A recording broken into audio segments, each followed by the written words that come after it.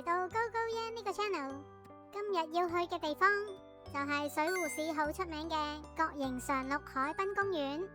喺水湖站乘搭 JR 嘅上盤線，去到聖田站，再轉搭巴士去到公園嘅西口。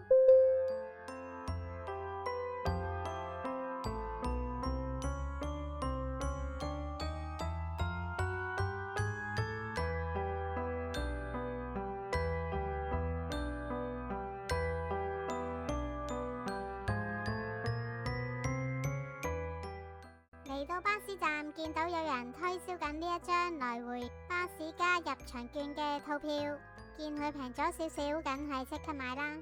不過我睇呢個優惠就唔係成日都會做嘅。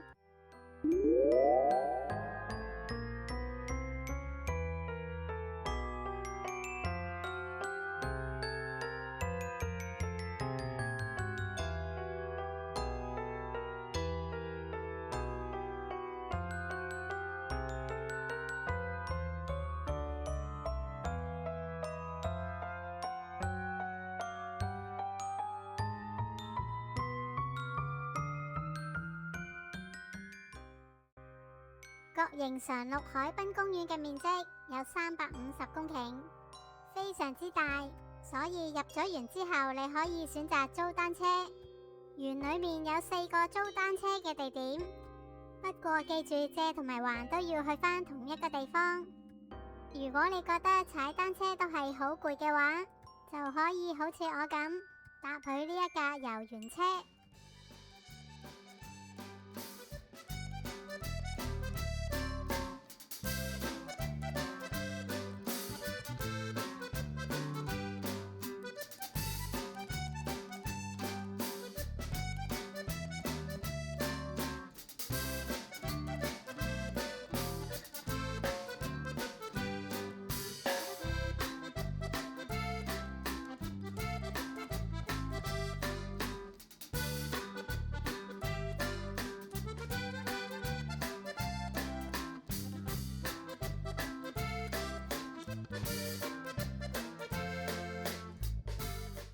公園裏面有好多唔同品種嘅花，一年裏面都各自有唔同嘅花期。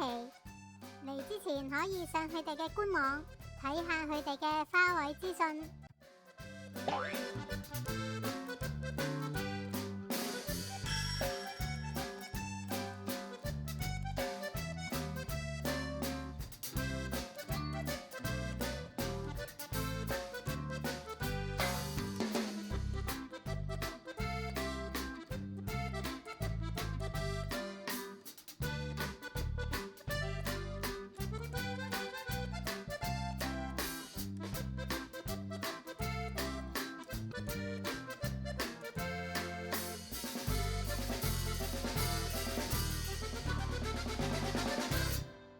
本來今次嚟一心係想睇粉蝶花，而今日係5月2號，唔知嚟早咗定係嚟遲咗，反正就係唔啱時候。好彩另一邊嘅油菜花都開得幾靚，總算有啲安慰啦。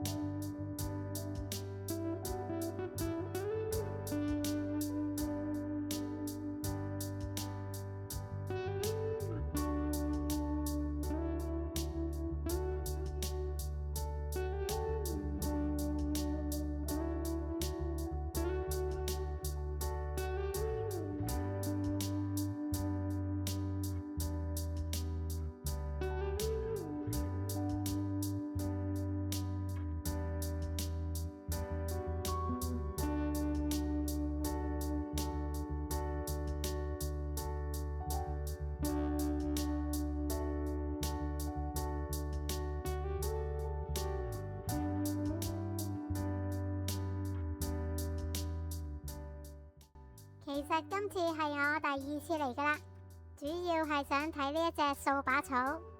離遠就見到成個山頭都變成紅當當，非常之靚。睇翻啲相，嚟嘅時候係10月29號，好幸運當時揀啱咗時間嚟。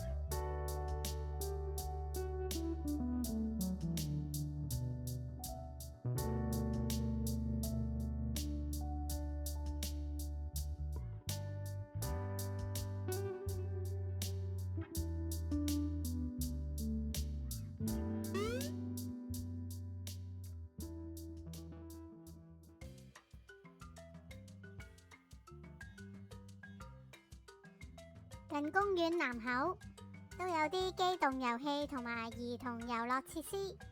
園區咁大，一日真係未必夠時間可以玩得晒。嚟嘅話，真係要早啲入場先得啦。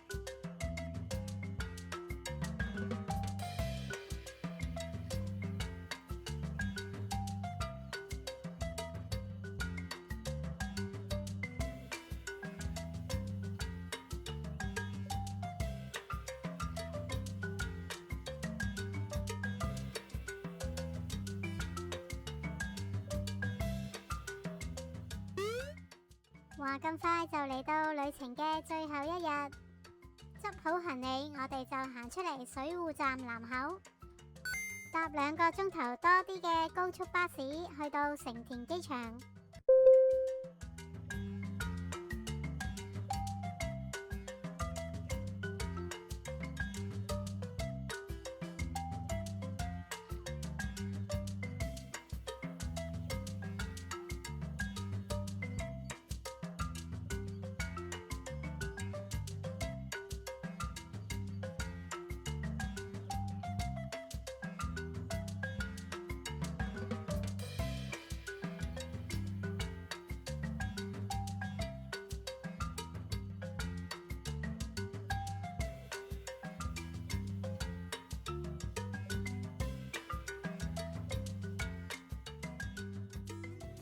喺機場食埋呢一餐就上機啦。